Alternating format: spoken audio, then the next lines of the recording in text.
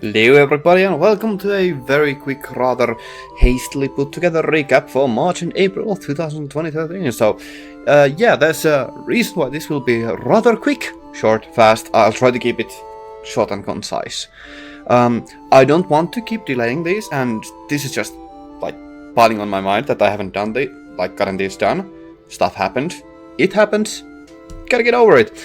Anyway, so I'm gonna cut like a lot of stuff out of this, or rather like many of the sections, just so I don't need to like leave this hanging. So yeah, first of all I will talk about really quickly, there's been a lot of stuff in my life going on, and that is mostly that it's in a very huge state of flux because of a lot of different stuff, and that is also the reason why it has been really hectic recently.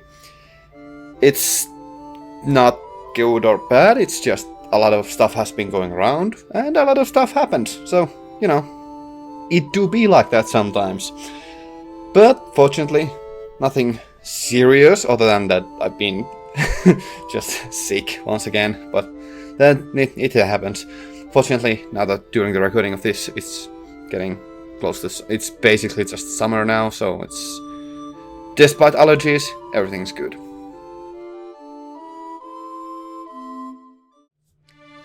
So for the reading section, there is a singular manga I wish to talk about, and it's a bit of a difference from what I usually read, which is I do read a lot of action and horror and seinen and stuff like that, but this is a more of a loving romance story, and I've been just infatuated with it. And the name of the story is Kaoru Hana wa Rindo Saku. It's a very lovely, it's of course a bit of a kind of a generic love story kind of thing. I have not yet read it all the way through to publishing, or the way it has been published. I have not finished it yet. Of course, I don't think it's finished anyways, but it has been a fantastic ride and I wanted to highlight it. It's a rather bit a generic story. We have a class difference between our two main characters, and there's a boy from a, shall we say, lower class school who is generally regarded as having a very menacing stature and face, and just like just looking rather threatening, and he's the main character, but deep inside of course he's a good guy naturally, but he just looks a bit menacing.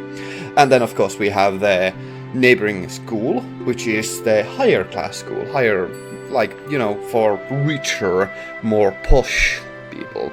And our female lead is from that school, and the two schools and the behavior and the way they treat each other, it's a very, shall we say, antagonistic. So, of course, with these kinds of stories where it's very important to express their emotions, rather importantly, the art style is very important, that it's able to convey a very wide range of emotions, and I feel that the art style is very good at that, because it is very widely varied, and it does that job fantastically in the way that it just shows the extremities of the people's emotions without over-exaggerating them too much. Now, the importance of the story is mostly about the two class differences and how they should not exactly be hanging out together, and how the situation of their social status makes it a little bit difficult for the two of them to spend time together, and how that also affects the people around them and how that might be perceived. Of course, their introduction is, the story is somewhat lighthearted in certain sections. It has, after all, some minor comedic elements, but those are more slice of life fun stuff. And they are really quickly handled and they are quite fun. I really enjoy them. Now, the important reason for them to hanging out is because the female lead has a very, she's just very friendly, very, she doesn't carry any presumptions about people, and she's just genuinely nice. And so is the male lead. Despite his rough exterior and how he appears, he is very, honest to God, a good guy. And that is something that is conveyed in a lot of different moments throughout the story, and it makes it so that you can understand why the two would have feelings for one another and why they would continue to not only hang around each other and genuinely enjoy spending time together, but also why they would have social circles and why the people around them would trust them and or like them, why they would have friends. They are good people, and that is very important, of course, to show their positive sides, but also because these people are still teenagers, they do show their, shall we say, youth in the way that they do not exactly have life experience, although of course adults can do mistakes and stuff like that as well, but of course their naivety and their inexperience does lead them to making assumptions. Okay, everybody does make assumptions, but in a more negative manner. And this carries on throughout supporting cast as well. Both of their friend groups have, shall we say, negative stigmas associated with each other, or that they associate with the other group and their social class. And that is very well expressed and very realistically expressed, I might add. And the way that the groups handle one another is shown with conflict, especially in the beginning. But the characters are shown to be, especially the supporting groups, are very realistic in the way that they do actually consider and listen to each other and their main characters, and how they do actually converse with them and consider each other's feelings very well. And the supporting characters are just like really just spectacular. The friends are very good, they understand one another, and they it's obvious that it's very well portrayed how they do understand one another in a way that I haven't seen like in so many stories where males can have emotions and they can understand one another on a deeper level and communicate in ways that are maybe not always the best way to express one another, but the best way to express their emotions. But they are still the way they express them, and people can understand it. And it's a part of growing up. Now, of course, I do want to highlight the mother of the male lead, and she's fantastic. It's always good to see a very, very realistic, but a fantastically well portrayed, a parent that she's fantastic. I love her. She's very well done. The story is really good. I still enjoy. I need to read it more. It's a shame that I got some stuff going on, so I wasn't able to read it all the way yet. But at least I still have more to read. But I want to highlight it here. I hope you will check it out if you want a romance story. I certainly enjoyed it.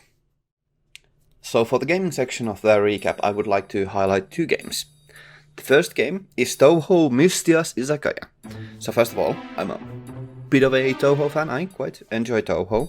I like the games quite a bit, though I'm really bad at bullet hell games. But regardless, like them quite a bit. But I also, of course, have played a lot of the songs, and I really do enjoy the music. It's something that I really do listen to a lot, maybe perhaps too much, but I do quite like it. So, fortunately, Touhou has a very nice way of handling the license, and that is that there's a lot of external projects outside of the main games that just are fan-made games. And Mystia's Izakaya is one of those. And it is a very much chill game, I would like to say. It's a game where you run a food court and just explore. There's two sections. There's during the daytime when you gather resources, spend some time, talk to people, maybe do some shopping, maybe accomplish some quests, get more ingredients, just normal stuff. It's a nice way to make the world seem a little bit bigger and just like develop your relationships with the characters, which of course that's nice. And then there's the nighttime during which you run the izakaya, And that is the more gameplay-oriented section, which is that you just go around grilling and try to make the correct recipes. And now, importantly, of course, there's the characters who come visit the stand, and they are, well, they all require a bit of different, more specialized meals, and those are the interesting sections where you have to do kind of mix and matching and just try to make the best meals you can and to custom make them each for the named characters, and it becomes quite hectic in those moments, because they do, like, there's a time limit and you need to be kind of fast and you need to keep track of everything. It's really fantastic. It's kind of stressful, but in a low stress kind of, like in a low tension kind of way. The game like makes a good point that you need to keep multiple save files just in case you mess up, and yeah, it's really nice. It's kind of chill. Now, during the more excessive, like more high tension moments of the gameplay, it does get quite hectic, but never too much to actually lose the chill vibes it has, and it's always just a good build up to those moments of really high traffic, and those are quite fantastic. It's a very chill game. I really enjoy it. The music is fantastic. The chill, just the vibes is really cool. It's really a bit of a, like, I do like management games, and it's just right up my alley. So it's really fun way to spend some time and just like chill and just do some fun little activities. It's really nice. I quite enjoy it. So I would really recommend it to people who want to, you know, have a Touhou game that's not bullet hell game and just like something to chill with. Now, I do feel that the gameplay sections can get maybe a bit too hectic, but they're not too bad, so it's a give and take. It's fine, I'd say. For the second game, I would like to highlight Blue Fire. I played the game during early access and when it was still in development, and I enjoyed it quite a bit back then. And now that it has gotten the full release quite a while ago actually, I finally finished the game and I loved it. It's fantastic. It is an action 3D platformer with heavy influences from, well, Mario, obviously, like a lot of platformers do take. It has like some really nice sections that are very reminiscent of Super Mario Sunshine and Super Mario 3 through 64 and, you know, Galaxy and stuff like that. And it's very lovingly invoking those feelings without actually like becoming just a flat out copy, instead having its own lovely little specialties to it. So importantly, the game is very heavily a platformer. It has a lot, and when I say a lot, it has, I mean, just like a crap ton. I haven't yet completed the game. There are many little sections of platforming, like secluded little, just designated platforming levels that you need to complete to get extra lives or health. And those are something that I just love that those are really fantastic. They are very difficult sometimes, and sometimes they are just kind of requiring you to expand your vision a bit and just realizing how to correctly platform. Those are never unfair, but they do get challenging at many moments. I've had so many fun moments with that game, and the platforming is like the main focus I really want to highlight. It is a lot of platforming, but it's very free-flowing because you do get, I'm not gonna spoil anything, you get a lot of tools. Of course, platformers do get a lot of tools. The game has some Metroidvania vibes to it, in the way that you do access, like, just no spoilers, but you can guess what Metroidvania games give you. And those can make some platforming sections earlier. There's a reason why you want to go back, because there are a lot of secrets in the game, and you will not be able to access them the first time around. And the game has a very open world to it. It has ways to, like, fast travel later, and that's fantastic, of course. And it is just really fun to run around the levels and, you know, lovingly break them with your platforming, because the platforming is very free. There's a lot of different ways you can move, and there's like the terrain is something where you can... There's a lot of, shall we say, level geometry that doesn't look like it was meant to be stood on. But I guess it is, because it allows you to break the game, and then you venture into a secret area and realize, oh no, this was totally meant to be found. And I'm just loving it. Now the combat itself, it's not bad. It does feel a bit lackluster in the way that it doesn't actually have that much of a sense of impact during some attacks, but I don't mind. It's fine. It just doesn't carry such a heavy weight to it, but it is still a challenging in some parts. Like there's one boss that I had to try, I think, 10 times, because I just kinda messed up on the gimmick. But there's one boss that I really just enjoyed fighting so much. I want to fight him like multiple times. I'm not... that has to do with a lot of the different ways the combat flows, because it's very free-flowing. You can dash through the enemies, and just like when you attack them in the air, you get your dash and jump back, and it's a lot of fun stuff you can do during the combat. It's very floaty, but it's floaty in the way that makes you like have a sense of freedom to it. Now there's a lot of quests as well, which sometimes are quite hard to figure out, and the world is not signposted a lot, so it's kind of hard to keep track of everything properly, but it is very like hands-off in the way that it leads you throughout the world, and that makes you feel just like a lot more free. And that is the fantastic part of the game. It has a fantastic sense of freedom to it, and it just feels surprisingly open, considering, like, looking back on it, there's not that much to it, but it was really fun, so I really enjoy it, and I really do recommend it if you want a 3D platformer, action platformer. But it can get kind of difficult. Like this, I have not completed all of the separate platforming challenges because some of those are really hard. But I'm gonna have to do those later. Not have to. I want to do those later because they are fair. I know what I need to do. It's just an execution challenge, and that is the best kind of challenge. And yeah, it's been really fun. There's a lot to collect as well. And there's a really fun part where you have to unlock secrets with emotes. That is very creative, and it's really funny, and it's really fun. That's really unique. I really enjoy that. So yeah, Blue Fire.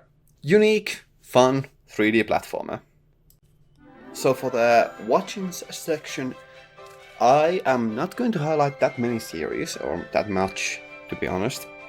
And I'm not gonna go too much into detail because mostly to avoid spoilers, but also because I'm still wondering if I need to do like more extensive like review stuff about this, but regardless, let us continue with the first of the two series, and that is Helluva Boss.